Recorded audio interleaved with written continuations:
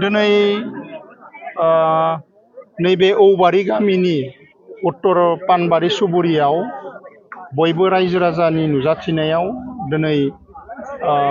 बिथांमोननि गामिनि ओनसोलनि रायजो राजाफोरा बयबो बुंदोंमोन जे UPPL आव जयनिं जागोन होननानै आरो बेबायदि हिसाबै बिथांमोना लिंहरनाय हिसाबै जोङो फैदों आरो फैनाय लेखा बिथांमोना दिनै नैबे उत्तर पानबारि सुबुरियाव 100निबो बांसिन सुबुंफोरा बेवहाय जयनिं जादों। प्रमद सारनि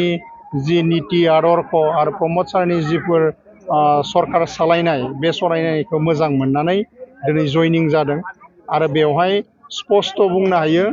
दिनैनि दिनाव मोननै जयनिं जादों। उपरकटिनि मधुगुसि सुबुरियावबो 100नि बांसिना बेवहाय माने जयनिं जादों। बयबो रायजो राजाफ्रा खौसे जानानै दिनै UPPL दोलोखौ हेफाजाब होलांबाय थादों आरो फैबाय थानाय समाव बे सुक्लाय सेरफां ओनसोलखौ डेभेलपमेन्ट आरो बयबो जाति जनगोष्ठीनि सम मर्यादा सम उन्नयन आरो सुक्लाय सेरफां ओनसोलनि जौगानायखौ नायनानै प्रमद सारनि नीति आदर्शखौ नायनानै सुक्लाय सेरफां ओनसोलनि बयबो जाति जनगोष्ठीया खौसे जानानै दिनैनि तारिखाव जयनिं जानो थाखाय रेडि जादों आरो जयनिंबो जाबाय थादों। आरो मोनसे गिदिर बाथ्राया बेनोदि प्राक्तन जितु गणेश कछारिनि बे औबारि ओनसोलाव खानथामनि गेजेराव दिनैनि तारिखाव 500निबो बांसिन मानसिफ्रा बेवहाय जयनिं जादों। दा बेवहायनो बुंनो हायो जे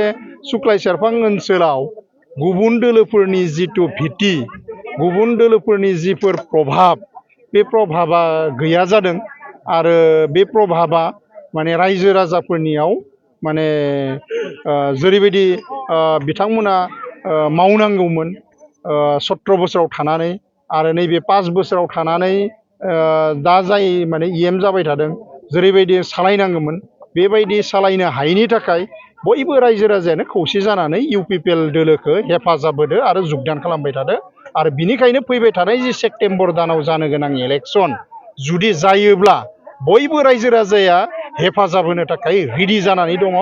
जे सुक्लाय सेरफांखौ उद्धार खालामनो थाखाय रेडि जानानै दङ। जोङो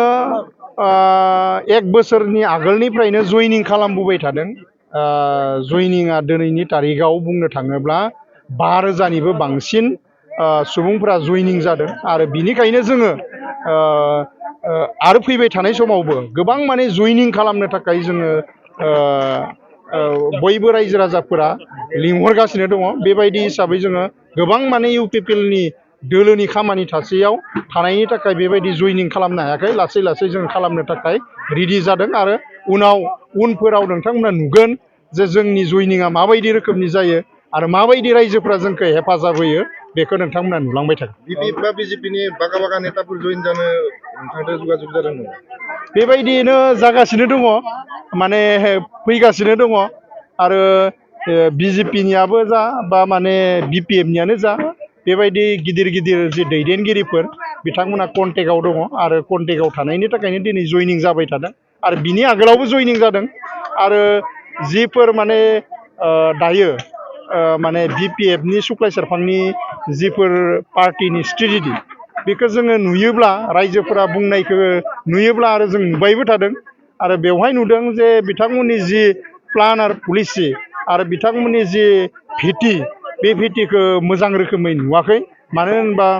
पार्टियाव जेरैबायदि स्ट्राक्चार थानांगौ बेबायदिखौ जों नुनो मोनाखै आरो बिनिखायनो UPPL दोलोआ बुथनिफ्राय लानानै जिखिनि block level district level central level जेरैबायदि खामानि मावदों बे खामानि मावनायाव जों मोनफ्रोमबो स्तरावनो जेरैबायदि मानसि नांगौ जेरैबायदि दैदेनगिरि नांगौ बेबायदियाव मजबुत जानानै दङ। ओंखायनो सुक्लाय सेरफाङाव फैबाय थानाय समाव बयबो आइ आफानि हेफाजाबाव बयबो जाति जनगोष्ठीनि हेफाजाबाव सुक्लाय सेरफाङा देरहागोना रोखा।